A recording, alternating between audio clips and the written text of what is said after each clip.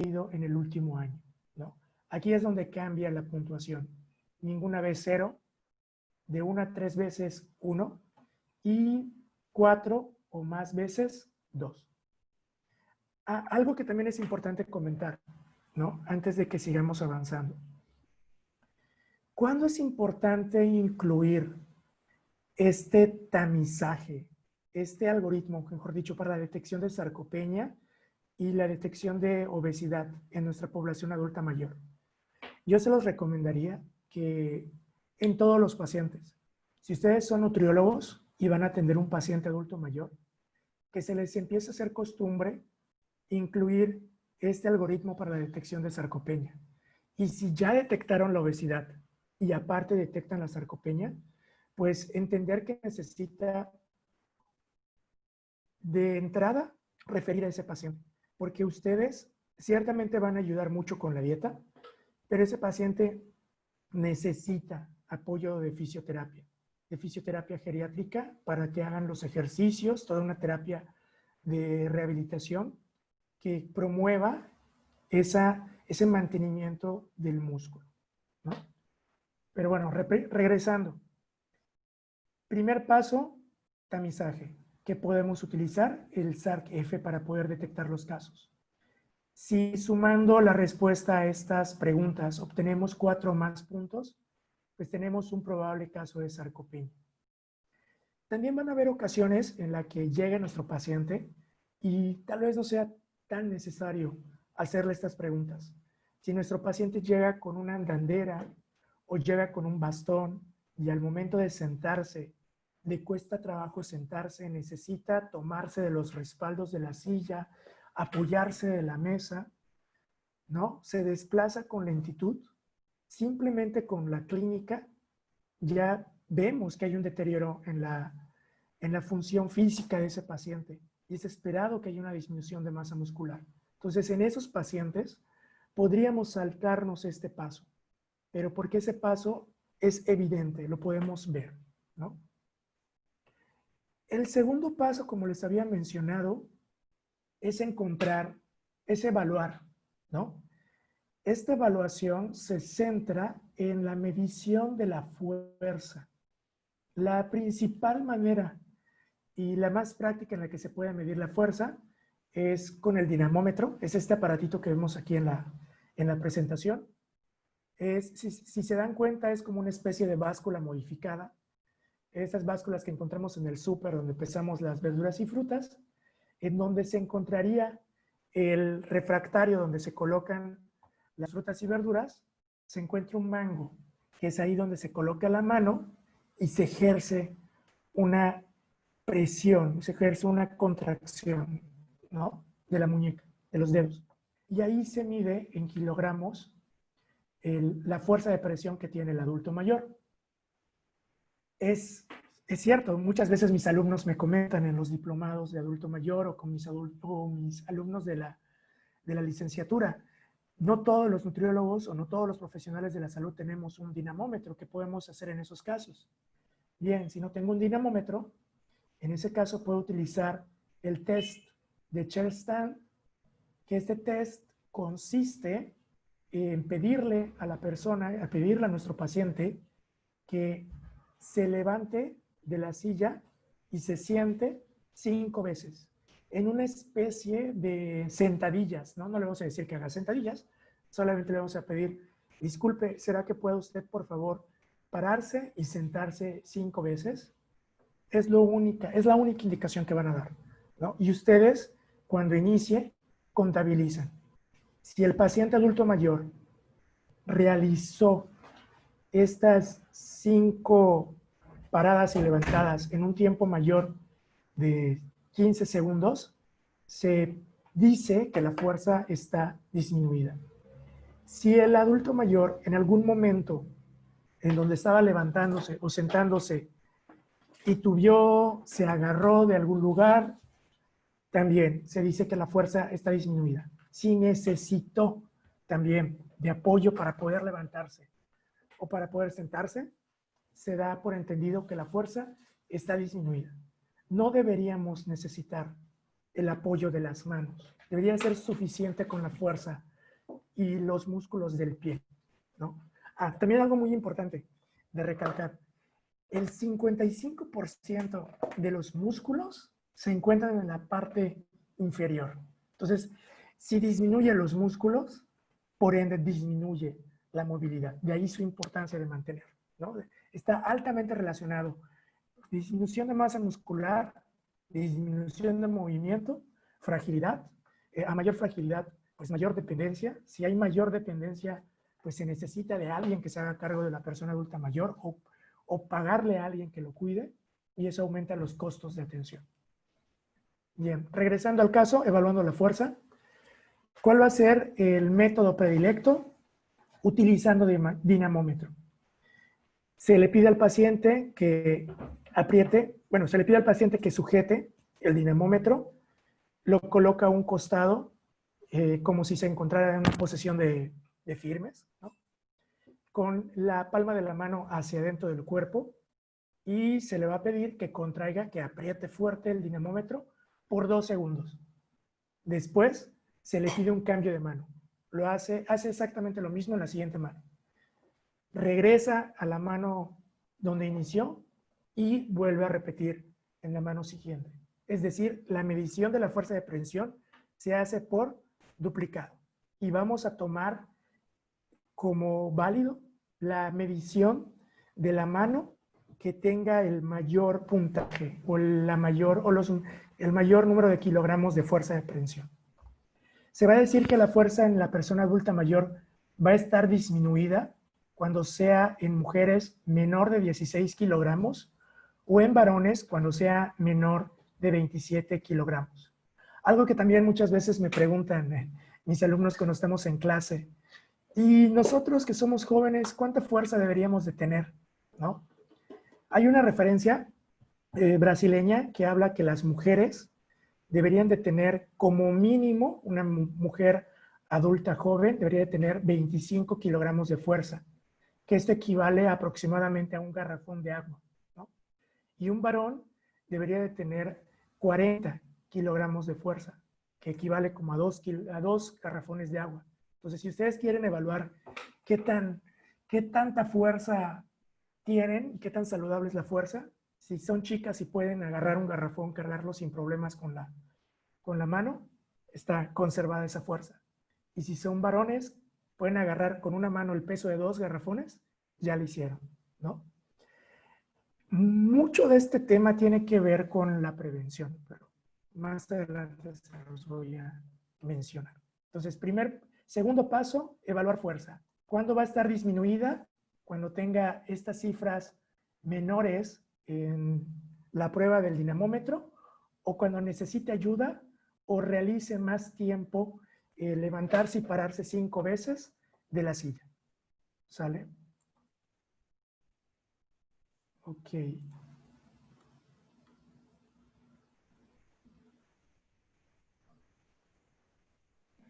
Mira, acá hay una pregunta muy interesante. Creo que las preguntas son al final, pero me parece buena. Para personas con discapacidad de una pierna que pueden pedir igual levantarse 5 veces, en esos casos no hay evidencia. Digamos que la recomendación del test de la silla son para personas que no tengan la capacidad de levantarse y también que tengan ambas piernas. Lo más recomendado en ese caso sería que se utilice el dinamómetro. Ahí sí se tendría que utilizar el dinamómetro. El siguiente paso, ya vamos en el paso número 3, vamos a confirmar esa sarcopenia. ¿Cómo la confirmamos? La confirmación viene con la medición directa. Bueno, no es una medición directa propiamente, es una medición de la masa muscular esquelética. Esta medición de la masa muscular se puede realizar por impedancia. Aquí tenemos un dato, ¿no? Masa muscular apendicular esquelética disminuida. ¿Cuándo se va a decir que la masa muscular de las extremidades está disminuida? Cuando sea menor a 15 kilogramos en mujeres o menor a 20 kilogramos en varones. Lo que recomienda este grupo europeo para el trabajo de la sarcopenia es que una vez que el aparato de bioimpedancia nos dé el porcentaje o nos dé los kilogramos de masa muscular que tiene nuestro paciente, realicemos el índice de masa musculoesquelética. Y este índice de masa musculoesquelética es una especie de IMC, pero en lugar de utilizar el total del peso del paciente, vamos a utilizar únicamente el peso correspondiente a la masa muscular. Y vamos a dividir ese peso de la masa muscular entre la talla al cuadrado. Si al realizar este indicador obtenemos un valor en varones menor a 7 o un valor menor a 6 en mujeres, ya se puede confirmar esa sarcopenia, ¿no? Entonces, aquí no da como que muchas opciones. El Grupo Europeo recomienda la bioimpedancia. Hay algunos equipos que son mejores a otros, no es el caso de promocionar equipos de impedancia, pero si ustedes están interesados en adquirir uno, lo ideal sería que investiguen, que se pongan en contacto con los proveedores para ver cuál es el más certero. En algunas ocasiones se pudiera utilizar la antropometría para poder estimar la masa muscular, pero en adulto mayor puede haber un poco de sesgo, ¿no? Sesgo más que nada técnico, sobre todo en aquellos adultos mayores que tengan cierta pérdida de la turgencia de la piel, cuando la piel se hace un poquito más flácida. Entonces, tal vez el pliegue se pueda tomar correctamente con el plicómetro, pero las circunferencias no van a ser del todo certeras porque pues esta flacidez de la piel puede generar errores técnicos de medición. Entonces, tercer paso, confirmar. ¿Cómo confirmamos? Con bioimpedancia y realizando el índice de masa musculoesquelética. Y digamos que salió positivo, se confirma la sarcopenia, lo que bastaría, o lo que restaría, mejor dicho, sería identificar si esta sarcopenia es severa. ¿Y cómo lo vamos a identificar? Se proponen varias pruebas físicas y estas pruebas físicas van en función de la capacidad de cada paciente. Si nosotros tenemos un paciente que tiene una capacidad evidentemente disminuida, le cuesta trabajo, viene con bastón o andandera, pues podemos utilizar este test que es de tiempo de marcha. Este test consiste en medir un espacio donde pueda caminar 4 metros y esto lo va a caminar, le pedimos a nuestro paciente que lo camine y se va a decir que es severo si tardó 5 segundos o más en caminar los 4 metros, ¿no? Entonces, esto lo vamos a utilizar más en población adulta frágil, adulta que evidentemente tiene un problema físico. También el Grupo Europeo propone como una buena herramienta para el desempeño físico el Short Physical Performance Battery, que también es una herramienta que se utiliza dentro de la evaluación integral del adulto mayor. Este SPPB consta de 3 apartados. En el primer apartado evalúa el equilibrio, en el que se le pide al paciente que se pare, y en el momento en el que se pare, se pide que coloque los pies juntos, es decir, que junte los pies, que se pare en firmes. Si el paciente lo realiza en menos de 10 segundos, se puede saltar directamente al segundo paso, que es el test de velocidad. Pero si tardó más de 10 segundos, se le otorga un punto y se sigue al siguiente apartado. Que el siguiente apartado es semitandem. O sea, así ya con los pies juntos, se le va a pedir que coloque el pie derecho o el pie izquierdo, ahí ustedes deciden cuál pie, que lo coloque detrás, que lo coloque detrás del otro pie, ¿no? Si tardó más de 10 segundos, se le otorga un punto. Si tardó menos de 10 segundos, se pasa al siguiente paso, que es el test de velocidad de marcha. Si tardó más de 10 segundos, pasamos al siguiente punto, que es el tándem, y nuevamente se le va a pedir al paciente que ahora ese pie que colocó en la parte de atrás, lo coloque hacia adelante. Y ahí tenemos el puntaje, ¿no? Si tardó más de 10 segundos, 2 puntos, entre 3 segundos y 9.9 segundos, 1 punto, y menor a 3 segundos, 0 puntos. Y se pasa al siguiente. El test de velocidad de marcha va a consistir en que se va a caminar 4 metros y en función del tiempo que se tome para caminar estos 4 metros va a ser el puntaje. Tenemos que menor a los 4.8 segundos, 4 puntos, entre 4.8 y 6 segundos, 3 puntos, 6.2 y 8.7 segundos, 2 puntos, y 8.7 segundos, 1 punto. No puede realizarlo 0 puntos. El último es el test de levantarse y sentarse de la silla. Es exactamente el mismo test que se puede utilizar para detectar la disminución de fuerza. Si ustedes utilizaron ese test para la detección de fuerza, pues bastaría con pedirle a su paciente con monitorizar, con registrar exactamente el tiempo que su paciente hizo esas 5, digamos que paradas y levantadas de la silla, ¿no? Si el tiempo, nuevamente el puntaje va en función del tiempo.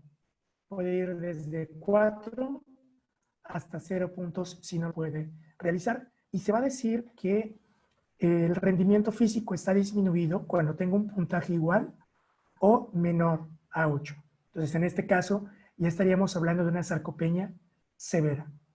Otro test que se puede utilizar es el test de levantarse y andar, de test Get Up and Go. Este es similar, pero en lugar de que sean 4 metros, van a ser 3 metros y se coloca digamos que un objetivo, se coloca una marca. Entonces, el paciente inicia sentado, se tiene que levantar, tiene que caminar hasta los 3 metros, le da la vuelta y termina en el momento en el que el paciente se sienta nuevamente. Todo este proceso debe de realizarse en menos de 20 segundos. Si el paciente lo realiza en 20 segundos o más, ya tendría una disminución de fuerza y por ende se estaría hablando de una sarcopenia severa. Y por último, este test que podemos utilizar en población adulta mayor físicamente activa o adulta mayor saludable, ese adulto mayor que sí sale a comprar, que vive solo, que es independiente, en esta población lo podemos utilizar. Se mide 400 metros y se le pide que camine como normalmente lo hace, ¿no? Si el paciente tarda más de 6 minutos o no completa la prueba, ya se dice que tiene una disminución del rendimiento físico y por ende una sarcopenia severa. Algo que también muchas veces me preguntan, un adulto mayor que es totalmente independiente, pues es evidente que no tiene sarcopenia. Muchas veces me dicen, ¿no? Pero esto no es del todo cierto.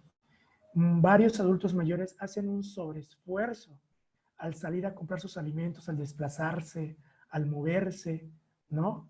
Entonces, no siempre el hecho de que un adulto sea independiente es garantía de que la masa muscular esté conservada. De aquí la importancia de que ustedes realicen estas pruebas, ¿no?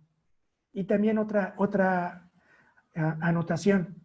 Si ustedes pretenden dedicarse a atender adultos mayores o atienden adultos mayores, lo completamente ideal sería que estudien esto, ¿no? No se queden solo con la parte de nutrición. Para atender a la población adulta mayor se requiere también de estudiar sobre ejercicios, sobre rendimiento físico y no para sustituir, porque tenemos también un perfil en otras universidades de culturistas físicos, ¿no? Ellos son como que los indicados para dar estas recomendaciones de deporte, sino para entender y para poder referir adecuadamente al paciente. Entonces, recapitulando, ¿cómo vamos a detectar la sarcopenia? La vamos a detectar utilizando el algoritmo que propone el Grupo Europeo de Trabajo para la Sarcopenia, que consta de 4 pasos. Encontrar los casos, evaluar la fuerza. Si encontramos una fuerza disminuida, es probable que haya una sarcopenia. Confirmar mediante la medición de la cantidad de masa muscular por bioimpedancia. Y si esto tiene una masa muscular disminuida, se confirma la sarcopenia. Solo bastaría determinar la severidad. Y esta severidad va a ser positiva cuando la prueba de desempeño físico no los arroje. Entonces, hasta aquí sería cómo detectamos la sarcopenia. Bueno, la sarcobesidad, ¿no? Tenemos que tener los criterios diagnósticos propios de obesidad y los criterios diagnósticos propios de sarcopenia. Y pasamos a un punto muy importante, ¿no? Este punto importante es cómo intervenimos. Nosotros los nutriólogos, pues nuestro fuerte va a ser completamente la alimentación, pero este paciente también es un paciente que necesita ejercicio. Y la persona más idónea para que pueda brindar ese ejercicio sería el fisioterapeuta geriátrico, ¿no? O algún cultor físico con especialidad geriátrica. Y lo ideal sería que la alimentación sea brindada por un nutriólogo clínico. Un nutriólogo clínico que tenga la experiencia en adulto mayor o en su caso un nutriólogo que pues estudie al respecto sobre la alimentación del adulto mayor o un nutriólogo que tenga la especialidad en nutrición geriátrica, gerontológica. En alimentación les coloqué un breve resumen porque pues el objetivo del tema de hoy es más que aprendamos a detectarlo para poder referirlo adecuadamente. Entonces, el breve resumen de las recomendaciones es el principal es lograr brindar una adecuada cantidad energética, ¿no? Siempre es como que la duda, porque si presento obesidad es porque hay un balance energético positivo. Si presenta baja muscularidad es porque pese a que tiene un balance energético positivo, tiene una deficiencia en la ingesta de proteínas, ¿no? Entonces, hay que primero calcular o estimar adecuadamente la energía. ¿Qué fórmulas podemos utilizar para calcular estas energías? Se puede utilizar la fórmula de Mifflin, se puede utilizar la fórmula de Valencia, no hay ningún problema con eso, ¿no? Entonces hay que evaluar también, no solamente se reduce a brindar las calorías que nos dé una fórmula, sino también hay que evaluar la ingesta de nuestro paciente y ver cuántas calorías está consumiendo, ver cuántos hidratos de carbono, lípidos y proteína para poder determinar exactamente ese requerimiento energético. También es importante que brinden una cantidad adecuada de proteínas. Se debe de brindar aproximadamente entre 1 a 1.5 gramos de proteína por kilogramo de peso del paciente. Hay que tener en cuenta si el paciente presenta algún problema renal, algún problema hepático, para hacer la modificación pertinente a la proteína que se brinda. Y también se recomienda, este punto es más un punto, es más un punto, digamos que no tanto basado en la evidencia, sino es un punto un poco más basado en mi experiencia, ¿no? Entonces no lo tomen completamente como verdadero, pero en mi experiencia tratando adulto mayor, resulta mejor repartir de manera proporcional la proteína a lo largo del día. ¿Por qué? Si nosotros recordamos, la proteína suele causar que se secrete más acidez por parte del estómago. Y también cuando comemos un poco más de proteína, suele aumentar un poquito la grasa. Y la grasa en el estómago suele retardar el vaciamiento, ¿no? Entonces, si es un adulto mayor que está comiendo poca proteína y de repente la aumentamos y esta proteína suele ser proteína de origen animal, va a ser un adulto mayor que pueda secretar más acidez y que tarde un poco más la comida en el estómago. Y si solo brindamos 2 o 3 comidas fuertes en proteína, pues puede tener un malestar gastrointestinal. Entonces, sería recomendable brindar como mínimo 3 a más comidas eh, divididas en proteína, ¿no? Esta sí es una evidencia, todas las demás son evidencias, ¿no? Están basadas en ciencia.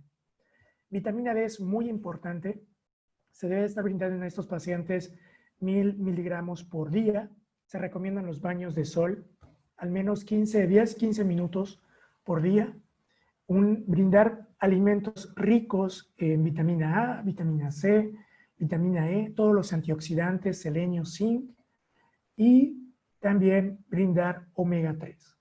La dosis del omega 3, por lo regular, va de 1.3 a, a 2 gramos por 100 kilogramos, ¿no? Entonces tendríamos que hacer como que nuestra regla de 3 para saber cuánto omega 3 tenemos que brindar a ese paciente. Y también va de manera gradual. No iniciamos de golpe con los 2 gramos por cada 100 kilogramos, que es como que la dosis terapéutica, sino iniciamos siempre con la cifra menor. Y esto, pues, también no está de más comentar que siempre es preferible brindar todos esos nutrimentos por los alimentos. Pero si no se está logrando, no tengan temor de brindar una complementación o suplementación, ¿vale? ¿En qué grupos de alimentos vamos a encontrar los omega 3? Pues el omega 3 se va a encontrar principalmente en pescados de agua profunda, el atún, el salmón, en semillas también se puede encontrar. Los antioxidantes, ¿de qué manera lo podemos incluir en la alimentación? Brindando muchas verduras, muchas frutas, procurando que el color de estas verduras y frutas sea vibrante, ¿no? La vitamina D la podemos encontrar también en lácteos. La proteína por lo general está en alimentos de origen animal. Aquí lo importante es que antes de realizar la modificación, porque también eso me pasa con mis alumnos de dietoterapia, ¿no?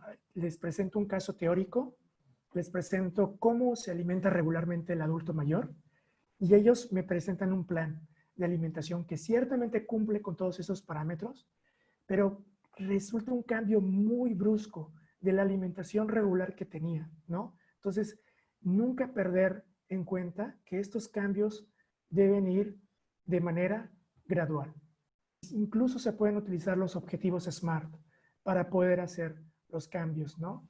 Tal vez es un adulto mayor que, como no tiene suficientes dientes, pues no le gusta la carne, ¿no? Y solo la come licuada y una vez por día, ¿no?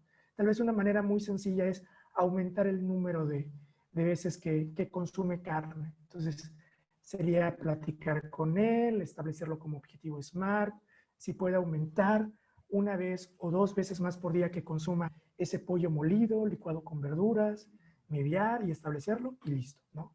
Eso es muy importante. Y, oh, sí cumplimos la hora, cumplimos el tiempo. Entonces, como conclusión, les puedo decir que la sarcobesidad es una situación que se está presentando mucho en la población adulta mayor.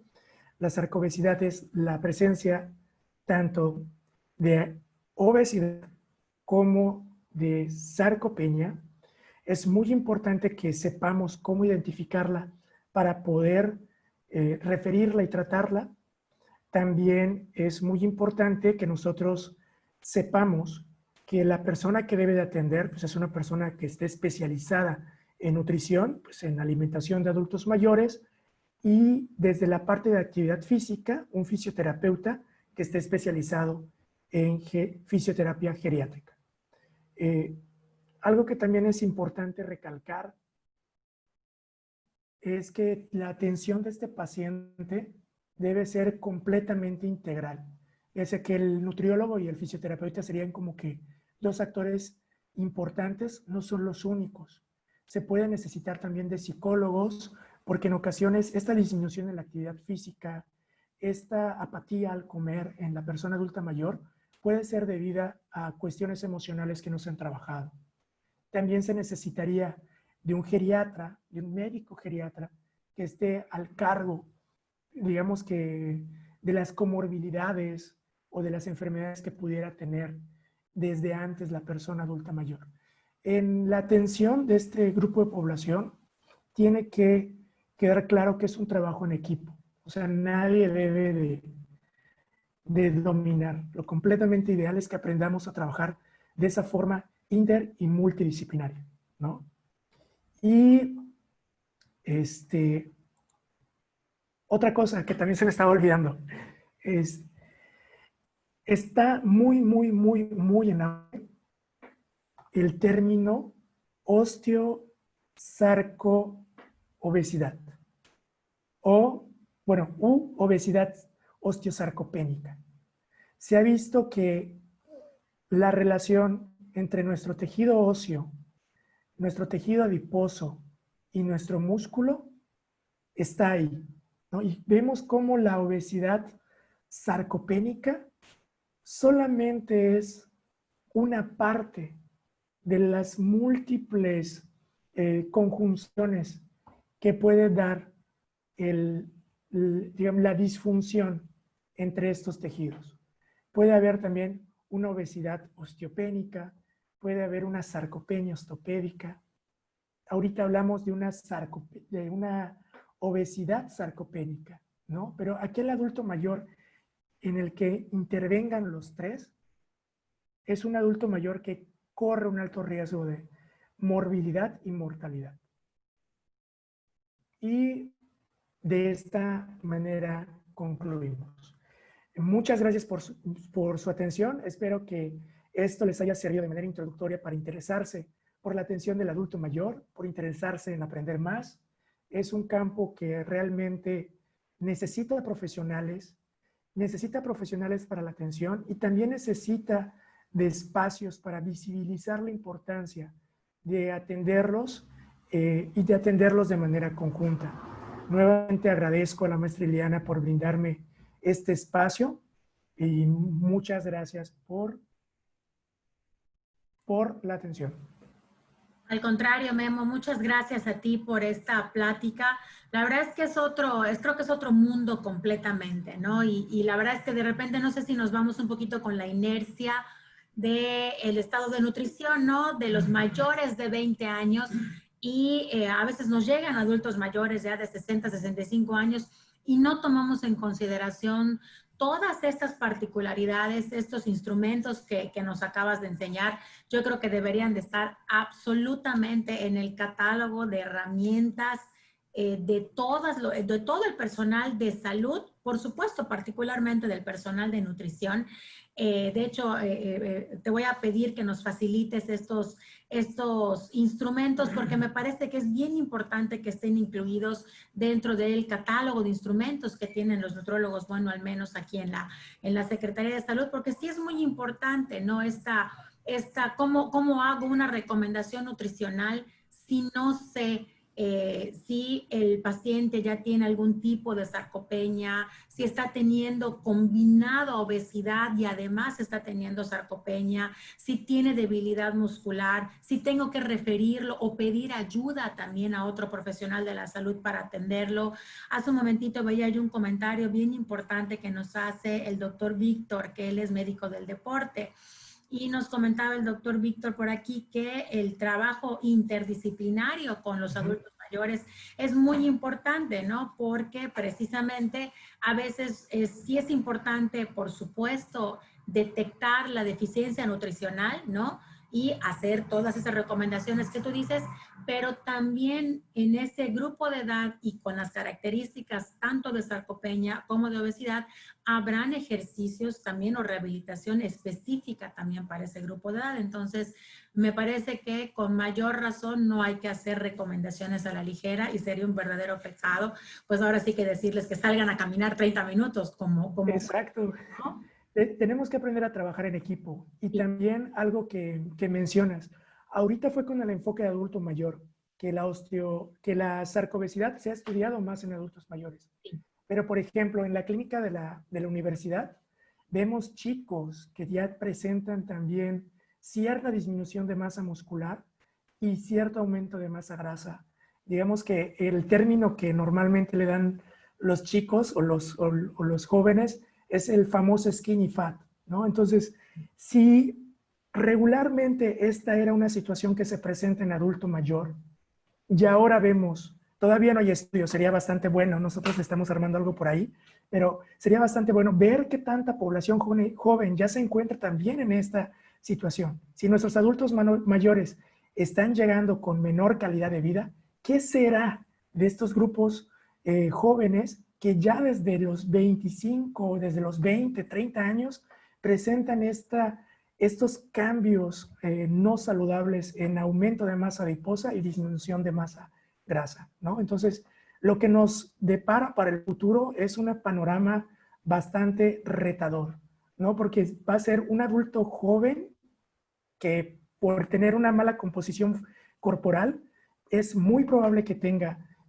morbilidades, que se enferme y aparte hacerse cargo de su adulto mayor, ¿no? Entonces es un reto bastante interesante y yo considero que sería muy bueno ahí estar concientizando, haciendo campañas que ciertamente la sarcobesidad afecta al adulto mayor, pero nosotros los jóvenes tenemos que empezar a movernos, tenemos que empezar a comer mejor, no solo para prevenir diabetes, hipertensión, sino también para lograr un envejecimiento exitoso. Lo que pasa es que creo que el tema del envejecimiento exitoso, el envejecimiento con calidad de vida, pues es algo que deberíamos de estarlo trabajando, como tú bien dices, Memo, desde los adultos jóvenes. Esto que acabas de mencionar, la verdad es que no es preocupante, pero nos tenemos que ocupar, ¿no? El estar viendo ya adultos jóvenes con baja masa muscular, con baja fuerza muscular, que además tienen obesidad, pues por supuesto, tienes toda la razón del mundo. ¿Qué calidad de vida va a tener estos adultos cuando sean, ni siquiera cuando todavía lleguen a la clasificación por edad adulto mayor, 65 años, ¿no? A los 40, 45 años, que en teoría deberían de estar pues en lo mejor, ¿no? De su edad reproductiva, de su edad productiva también y de ser adultos pues sanos, que estén aportando finalmente a la sociedad, a su familia, viviendo vidas sin preocupaciones de tipo de medicamentos o de comorbilidades, pues eso es algo que también yo creo que es muy importante y estoy totalmente de acuerdo contigo en que tenemos que hacer conciencia para pues cuidar la salud en general, pero pues estos temas que ¿no? de salud, de masa muscular, lo importante que es la masa muscular para cargar los huesos, para evitar lesiones, para evitar caídas, ¿no? Entonces, pues eso es sumamente importante, ¿no? Entonces, Y también para su función endocrina, que muchas veces la olvidamos. Produce exacto, sustancias antiinflamatorias, produce una gran, o sea, producen varias hormonas que es como pasa con el tejido adiposo. Lo exactamente, olvidamos. exactamente. Mira, aquí Cristina García nos hace una pregunta y te la voy a pasar. Nos dice, ¿qué tan recomendable es sustituir la proteína animal por vegetal? Por ejemplo, la proteína de chícharo, en su experiencia, ¿inflama más la vegetal? Creo que está un poquito haciendo referencia a la capacidad inflamatoria de los alimentos. Ok, va a depender también mucho de la ingesta habitual del paciente. En la experiencia que he tenido con adultos mayores, Uh -huh. los que no suelen tolerar correctamente las proteínas vegetales son aquellos que tienen una baja ingesta de frutas y verduras, ¿no? Entonces, sabemos que ahí puede haber, los pacientes con obesidad pueden tener cierta disbiosis, Uh -huh. entonces puede estar relacionado con la fibra, ¿no? Entonces, lo recomendable para las personas adultas mayores cuando hay deficiencia de proteína es brindar un poco más de fuentes animales, porque son las que tienen específicamente la leucina, que es el aminoácido principal para la mantención y generación de tejido muscular. Pero pues también se puede combinar con o utilizar proteínas vegetales. Sí, no, bueno, ahí por supuesto tendremos que ver cuál es la disponibilidad, ¿no? También digo de alimentos del adulto Del mayor, paciente. del paciente, ¿no? Si de alguna manera tiene disponibles las fuentes, pues a lo mejor podremos ir jugando un poco con esa combinación entre proteínas de origen animal o proteínas de origen vegetal. Pero pues ahí sí es, por supuesto, la disponibilidad y el acceso que tenga el paciente, adulto mayor o no, ¿no? En el caso de que se presente esta condición en alguna persona más joven, pues habrá que ver la disponibilidad, ¿no? Que tenga de estos alimentos para poder hacer la Sí, claro. recomendación. Y bueno, aquí menciona algo importante, es la calidad del alimento, ¿no? Por supuesto, la calidad de los alimentos, la frescura de los alimentos también es muy importante. Estos detalles que parecen ya tan comunes porque los escuchamos en todos lados, que comentabas que los vegetales, por ejemplo, verduras o frutas, sean de colores brillantes. Eso es muy importante porque ahí es donde sabemos que están más concentradas las vitaminas, más concentrados los minerales, y si el adulto mayor consume una porción pequeña, pues en esa porción pequeña va a poder encontrar una mayor cantidad de nutrimentos que pues le van a ayudar, ¿no? A mejorar su condición. Aquí te preguntan, Memo, ¿qué opinas sobre los implementos? ¿Serán implementos o suplementos? ¿Qué opinas sobre los implementos de proteínas? Pues son una buena herramienta cuando hace falta, cuando un paciente tiene una baja ingesta de proteína y no se puede completar, pero nuevamente, o sea, lo que les comentaba hace un momento, lo ideal siempre es alimentos, se puede utilizar la suplementación y complementación. Creo que hay muchos mitos y tabúes, algunos nos falta estudiar un poco más para saber exactamente cuándo darlos, pero sí se pueden utilizar, no hay que tenerles miedo, simplemente hay que verificar también qué tipo de suplemento o complemento, si está cumpliendo con las normas, si no está contaminado, si no está engañando ese producto, ¿no? Aquí veo una pregunta en el chat de Zoom que es sobre las cápsulas de omega 3.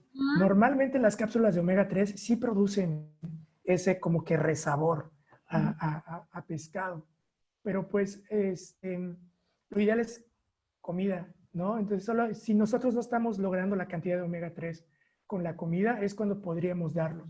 Sí depende de las marcas. Ahorita no lo tengo totalmente a la mano, pero hay una hojita, se lo voy a hacer llegar a la maestra Ileana, de cuáles son los criterios que debe tener tu suplemento de omega 3 para saber si es verdadero, porque también eso pasa muchas veces, que todas las industrias se quieren subir al tren de los suplementos y todas las marcas en criterios para saber si ese aceite de pescado realmente tiene omega 3 o solo es aceite de pescado. Sí, es bien importante que nosotros tengamos muy en el radar estas marcas de suplementos, ¿no? Y que nosotros ya hagamos previamente a lo mejor esta tarea, y no solamente para el tema de los suplementos omega, sino para todos los suplementos que a lo mejor mi paciente ya pudiera llegar con la duda, porque ahorita don Google, ¿verdad? Y don WhatsApp, pues hay una oferta y hay una promoción de una enorme cantidad de suplementos, y pues si llega el adulto mayor o el paciente con la recomendación de fulano, sotano, mengano, que me dijo que este es el mejor, pues creo que es un buen tip adelantarnos nosotros, ¿no? Y ya tener ahí como a la mano un poco, ¿no? Marcas y el análisis de la etiqueta, ¿no? Y pues hacer una recomendación adecuada, ¿no? Y hasta de los costos, porque luego también a veces mandamos el mejor, pero pues el mejor a veces también implica un tema de costo, entonces pues creo que también es algo que tenemos que tener en cuenta, ¿no? Algo que también se me olvidaba mencionar, ahorita que estamos hablando de suplementos, complementos, hay uno que ha mostrado mucha eficacia en el mantenimiento de la masa muscular en adultos mayores, solo adultos mayores, que es el HMB. Entonces, ese HMB se puede utilizar sin problemas y es aproximadamente en una dosis de 1.5 a 2 gramos por día de HMB, ¿no? Que es un precursor de la leucina. Ah, excelente. Bueno, son tips, ¿no? De buenos suplementos que creo que sí es importante que los tengamos ahí muy pendientes. Tienes aquí otras dos comentarios, Memo, no sé si los quieras leer. Sí, a ver. Leslie nos hace una pregunta en cuanto a consumo de proteína, mira. Ok, creo que estamos en Lili, ¿no? ¿Qué opinión tienes sobre los... Ah, bueno, eso ya lo dijimos. Ya que el adulto mayor es disminuido y utiliza la calidad de optimización. Ok. Leslie decías, ¿verdad? En su experiencia, en cuanto al consumo de proteína, ¿qué estrategias utiliza en adultos mayores cuando presentan síndrome de privación sensorial? Gracias. Ok, normalmente utilizo licuados. Me ha pasado incluso que he atendido pacientes en las que tenemos que tener ciertas consideraciones éticas, ¿sí? Porque se les coloca sonda, ¿no? Entonces, el paciente, ¿cómo está? El paciente tiene alguna enfermedad grave, va a sobrevivir a ella, no va a sobrevivir. Entonces, muchas veces en esos casos se utilizan licuados, incluso se puede utilizar una sonda, pero ahí ya necesitamos como que el trabajo en el equipo multidisciplinario que comentaba el doctor Víctor, ¿no? Es porque no solamente yo decido ponerle su sonda, sino es el doctor que me va a decir, oye, ¿sabes qué? Pues la situación del paciente lo amerita, está bien, no tiene depresión, se toman en cuenta diferentes factores. Entonces ahí sí se tiene que evaluar en conjunto para determinar cuál es la mejor vía, pero en general son licuados. Sí, totalmente. Y aquí nos preguntan igual sobre el DHA. El DHA es bueno, pero el EPA sería como que el más recomendado para la inflamación, ¿no? Entonces, es también procurar que el estar brindando los alimentos sea específicamente ese tipo de omega 3. Y también procurar la relación. Nosotros los mexicanos tenemos un deficiente consumo de omega 3 y un excesivo consumo de omega 6, ¿no? Entonces, no hay que perder cuidado de ese equilibrio entre los omega 3 y omega 6. Exactamente, ¿no? Entonces, pues, Memo, yo creo que con esto podemos ir cerrando y me encantaría que pudieras dar un mensaje final con respecto a todo lo que nos acabas de compartir el día de hoy. Ok, antes de nada, nuevamente las gracias. Mario. Y lo que me gustaría que se quedaran de este tema es que lo aplicaran realmente. Por eso les coloqué y abordé más tiempo en la metodología de detección, porque es un tema que muchas veces pasa por alto, ni siquiera nos ponemos a pensar sobre la masa muscular y es un tema que también necesita atención. La masa muscular, además de servir de soporte, sirve como regulador en varias funciones hormonales de nuestro organismo. Entonces, es muy importante atender y detectar en la persona adulta mayor, pero también es prioritario que nosotros, los jóvenes, estemos cuidando nuestra masa muscular, estemos haciendo ejercicio. Y como bien les digo a mis alumnos, no hay mejor ejemplo, perdón, no hay mejor manera de predicar que con el ejemplo. Entonces, si son nutriólogos y están hablando sobre comer saludable, sobre hacer ejercicio, es muy importante que comiencen con uno mismo. Y traten de implicar a su familia, eso es bastante bueno, ¿no? Porque de algún modo, si no empezamos por ahora a preocuparnos por nuestro envejecimiento, más tarde puede ser inevitable, o sea, más tarde ya no va a ser el momento adecuado. Y también tratemos de involucrar a nuestros familiares porque ciertamente ellos, si no mejoran esos hábitos de alimentación o hábitos de ejercicio, en un futuro pueden representar una carga económica para nosotros. Y no lo digo en la mal manera, o sea, no quiero que se pudiera malinterpretar, ¿no? Porque pues a veces se toma como que mal, pero pues, en ese sentido va a representar carga para toda la familia. Y es lo que se trata de evitar, el costo económico de un envejecimiento patológico. Sí, el costo en la calidad de vida, ¿no? El costo social que tiene también, porque pues definitivamente ninguno de nosotros cuando seamos adultos mayores, pues queremos representar una carga física, ¿no? Sobre todo que creo que esa es de repente la que más dolorosa se vuelve para todos, ¿no? La carga física, el hecho de que yo no me pueda desplazar, de que yo no pueda de alguna manera salir, venir, ir, ¿no? Digo, con cierta libertad, a lo mejor con el apoyo de algún implemento si ya es necesario, pero esa independencia que podemos perder cuando somos adultos mayores si no pensamos, ¿no? Desde ahora en mejorar esos hábitos, en hacer ejercicio, en seguir las recomendaciones de los profesionales de la salud, en disminuir el consumo de alimentos que no son saludables y que le restan espacio a los que son saludables. Fíjese que a veces no es tanto el problema del, bueno, nos hemos enfocado de repente mucho en el daño, ¿no? A los ultraprocesados. Pero a veces no solamente el daño a los ultraprocesados, que los ultraprocesados nos pueden ocasionar, sino que ocupan espacio y desplazan, ¿no? A los alimentos que sí deberían de estar todos los días en la dieta. Entonces, siempre lo hemos comentado en estos webinars cuando tratamos algunos temas de alimentación. Váyanse a los mercados, váyanse con los productores locales. Tenemos la fortuna de vivir en una ciudad que tiene todavía mercados y tiene disponibles alimentos saludables.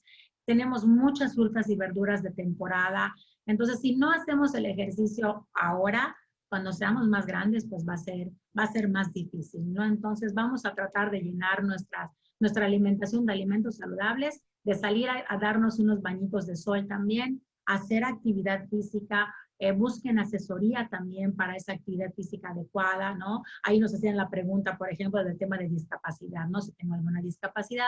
El tener alguna discapacidad no es impedimento para hacer actividad física. Lo único que hay que hacer es buscar el consejo adecuado. Y para eso hay médicos del deporte, rehabilitadores, licenciados en cultura física y entrenamiento deportivo, que a lo mejor nos pueden ayudar a diseñar algún plan que cumpla con mis necesidades, ¿no? Entonces, yo creo que eso es muy importante y creo que es uno de los mejores mensajes que nos dejan, Memo, es hacerlo, ¿no? Es poner en práctica todo lo que nos acabas de compartir. Sí te voy a agradecer muchísimo que cuando tengas chance nos compartas un poco de la bibliografía, sobre todo de los instrumentos, para que podamos Claro.